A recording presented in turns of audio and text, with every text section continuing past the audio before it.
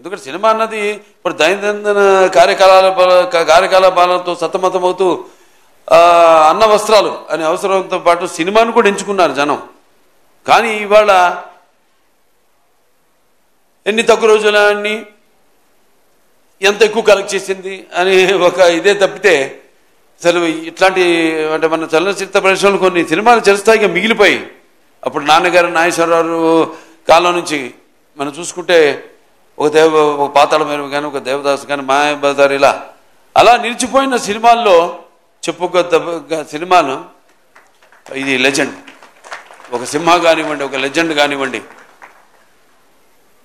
ఒక అఖండ కానివ్వండి, ఇవన్నీ కూడా అలాగే మన నేలకొండ భగవత్ కేసరి కానివ్వండి, ఇవన్నీ కూడా అదొక తృప్తిని అంటే తృప్తిని ఇవ్వలా ఇంకా కసి పెంచింది. ఇంకా మంచి సినిమాలు అందించాలి. ఎస్, మనం వెళ్తున్న రూట్ కరెక్ట్. సో ఆ రూట్లోనే వెళ్తూ ప్రజలు ఇస్తున్న ప్రోత్సాహంతో ఇంకా మంచి మంచి సినిమాలు ఇవ్వాలని ఒక తాపత్రయం.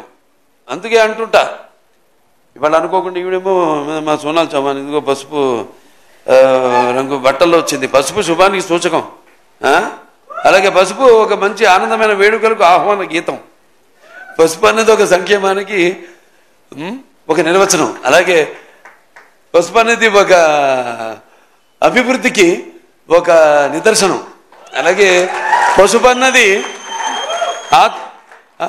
ఆత్మాభిమానానికి ఒక నిలువెత్తు రూపం.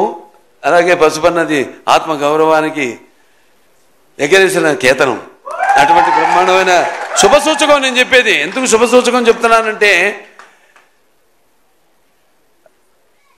2014లో అప్పుడు ఎలక్షన్స్ ముందు విడుదలైంది సినిమా లెజెండ్. దాని ప్రభావం ఎంత ఉండిందో ఆ ఎలక్షన్స్ యొక్క రిజల్ట్స్ ద్వారా మనకు తెలిసింది. ఇవాళ మళ్ళీ రేపు ఎన్నికలు రాబోతున్నాయి.